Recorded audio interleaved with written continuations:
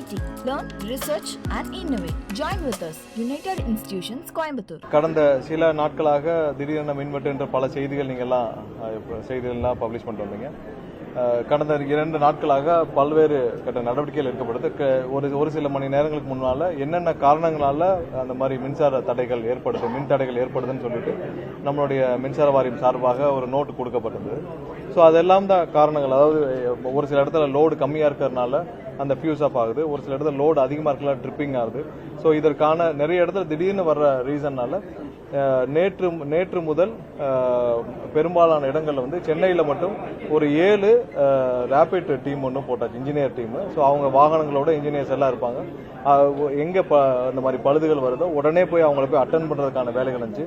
நேற்று இரவு முழுவதும், அதாவது சீஃப் இன்ஜினியர் லெவலில் அனைத்து அதிகாரிகளும் வந்து நேற்று இரவு முழுவதும் எல்லா இடத்துலையும் சப்ஸ்டேஷன்ஸ் எல்லா இடத்துலையும் ரோந்து பணிகள் ஈடுபட்டாங்க.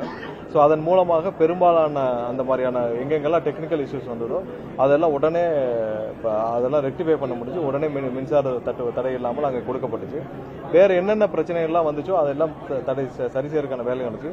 இன்னைக்கு வந்து நம்மளுடைய அனைத்து சி லெவல் அனைத்து அதிகாரிகளும் ஒவ்வொரு சப்ஸ்டேஷன்ஸும் போய் நேரடியாக பார்வையிட்டு எங்கெங்கெல்லாம் இதில் வருது. ஏன்னா நிறைய இடத்துல பழைய டிரான்ஸ்ஃபார்மர்ஸ் எல்லாம் லெகசி டிரான்ஸ்ஃபார்மர்ஸ், அதில் பிரச்சனை நிறைய இருக்குது. கேபிள்களில் நிறைய ஃபால்ட் வருது. நிறைய இடத்துல குழி தோன்றனால் கேபிள்கள் கட் செய்யப்படுது. ஸோ இதெல்லாம் இது பண்ணுது. அதை தாண்டி ஒரு சில இடத்துல அங்கே இருக்கிற ஒரு சில தனிநபர்களுடைய தவறுகளால் ஒரு சில இடத்துல மின்சாரங்கள் தடைபடுவதாக கணக்கிடப்பட்டுச்சு. அதுக்கான நடவடிக்கைகள் கண்டிப்பாக இன்றுக்குள் எடுக்கப்பட்டுவிடும். எங்கெங்கெல்லாம் அது மாதிரியான ஒரு தனிநபருடைய தவறுகளால் இந்த மாதிரி நடக்குதோ, அது யாருடைய தூண்டுதல்னால செய்கிறாங்க என்னன்னு தெரியல. ஸோ அந்த மாதிரியான நபர்கள் மீது இன்று இரவுக்குள் நடவடிக்கை எடுக்கப்படும். ஸோ அவரெல்லாம் யாருன்னு கணக்கிடும் பணிகள் நடந்து கொண்டு வருது. கண்டிப்பாக மின்சார வாரியம் உங்களுக்கு எல்லாருக்கும் தெரியும், 20 ஆண்டுகளாக ஒவ்வொரு நாளும் நலிவடைந்து வந்து இன்னைக்கு கிட்டத்தட்ட 2 லட்சம் கோடி கடன்ல இருக்கு. ஒரு 1,40,000 பேர் வேலை பார்க்க வேண்டிய இடத்துல இன்னைக்கு 70,000 பேர் தான் வேலை பணிகளை இருக்கிறாங்க. அதை தாண்டி பெரும்பாலான இடத்துல டிரான்ஸ்ஃபார்மர்ஸ் இருந்து எல்லாமே வந்து மிக பழைய டிரான்ஸ்ஃபார்மர்ஸா இருக்கு. சப்ஸ்டேஷன்ஸ் வந்து எவ்வளவு உருவாக்க வேண்டும் என்று இவங்க 5 வருஷத்துக்கு முன்னாடி 234, 35 உருவாக்க வேண்டும் என்று கணக்கிடப்பட்டு பெரும்பாலும் எந்த வேலையும் நடக்கப்படவில்லை. ஸோ நிறைய இடத்துல இன்னும் அதற்கான பணிகள் தான் செய்யப்பட்டு வருது. ஸோ இதை முழுவதுமாக சீரமைக்கும் பணிகள் நடைபெற்று வருது. ஸோ இந்த மாதிரியான தடைகளை சரி செய்ய இப்போதைக்கு முடிந்த அளவு அங்கங்கே வந்து இன்ஜினியர்ஸை வச்சு ஒரு டீம் அமைச்சு அந்த டீம் வந்து கண்காணிப்பு பணிகளில் ஈடுபட்டு வராங்க. ஸோ நேற்று இரவு பெரும்பாலான இடத்துல அதற்கான தடுக்கும் பணிகள் நடைபெற்று சிறப்பாக உடனே அதுக்கு வந்து ரெஸ்பாண்ட் பண்ணி முடிச்சுட்டாங்க. ஸோ மேலும் இதை வந்து சிறப்பாக செயல்பட எங்கெங்கெல்லாம் எதிர்பார்க்கப்படுகிறதோ அதெல்லாம் சரி பண்ண வருது. ஏதாவது ஒரு தனிநபருடைய தவறுகள் இருந்தால் அவர்கள் மீது நடவடிக்கை எடுக்க வேண்டும் என்று கண்டிப்பாக நாங்கள் கேட்டுக்கொண்டுள்ளோம். அது பெரும்பாலான அங்கே இருக்க நிர்வாகிகளும் அது சொல்லியிருக்காங்க, அதிகாரிகளும் சொல்லியிருக்காங்க. ஸோ அதுவும் மேற்கொள்ளப்படும். வெகு விரைவில் அனைத்தும் சீர் செய்யப்படும். ஏன்னா மின்சார தட்டுப்பாடுன்ற செய்தி வந்து அந்த மாதிரி மின்சார தட்டுப்பாடு இல்லை. எல்லாமே வந்து நம்மளுடைய இதில் எவ்வளோ தேவைக்கேற்ப அதில் மின்சாரம் நம்மகிட்ட கையிருப்புகள் இருக்குது, தட்டுப்பாடுகள் எதுவும் இல்லை. கண்டிப்பாக இதை முழுவதுமாக சீரமைக்க பணிகள் படிப்படியாக தொடங்கும். ஏன்னா எங்கெங்கெல்லாம் தவறுகள் நடக்குதுன்றதை சரி செஞ்சுட்டு வரோம், எங்கெங்கெல்லாம் நம்ம சீரமைக்க வேண்டுமோ அதையும் சீரமைச்சுட்டே வரோம். விரைவில் எல்லாத்தையும் சீரமைக்கும் பணிகள் தொடங்கப்படுவதும். ஆனால் இதற்கு சில நாட்கள், சில மாதங்கள் பிடிக்கலாம். ஆனால் கண்டிப்பாக முழுமையாக சீரமைக்கும் பணிகள் தொடர்ந்து நடைபெறும் என்பதில் எந்த மாற்று கருத்தும்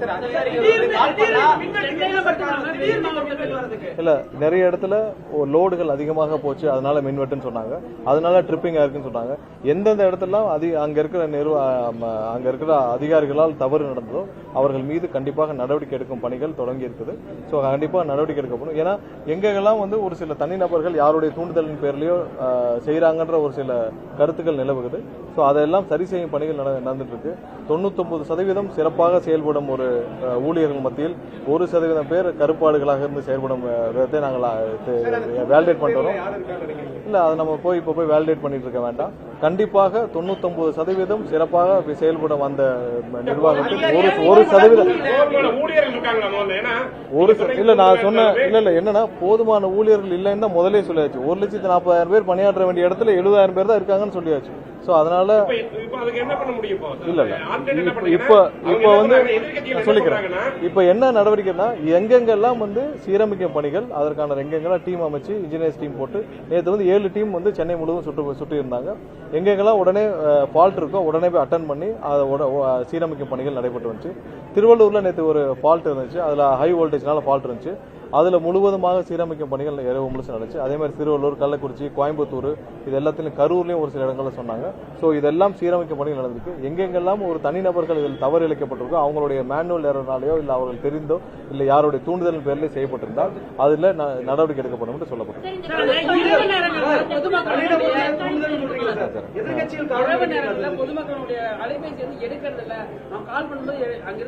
இப்ப நம்மளுடைய கால் சென்டர்ஸ்ல 24 மணி நேரம் கால் சென்டரோட நம்பர் கொடுக்கப்பட்டிருக்கு. மேக்ஸிமம் அந்த கால் சென்டருக்கு கால் பண்ணா அங்க எடுக்கிற கால் இருப்பாங்க. ஏன்னா ஒவ்வொரு மின்சார வாரியத்திற்கு அங்க இருக்கிற அவங்க ஊழியர்கள் வந்து சரி செய்யும் பணியில் இருக்கலாம், அதனால போன் எடுக்காம இருக்கலாம். கால் சென்டருக்கு தொடர்பு கொள்றவங்களுக்கு கண்டிப்பாக அவங்களுக்கு தேவையானது அதை அங்கேயே பதிவு செய்து அங்கே டிக்கெட் ரைஸ் பண்ணி அவங்களுக்கு மெசேஜும் போயிடுது. ஒவ்வொரு கால் சென்டர் நம்ம கால் சென்டர் 24 மணி நேரம் 300க்கும் மேற்பட்டோர் வந்து கால் சென்டரில் பணியாற்றுறாங்க. அதற்கான உடனே அவங்களுக்கு அந்த டிக்கெட் ரைஸ் பண்ணி அதுக்கான மெசேஜும் கொடுத்துட்றாங்க.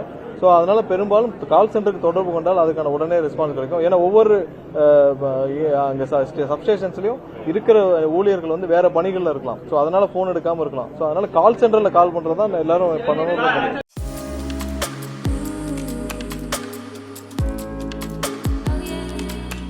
UIT.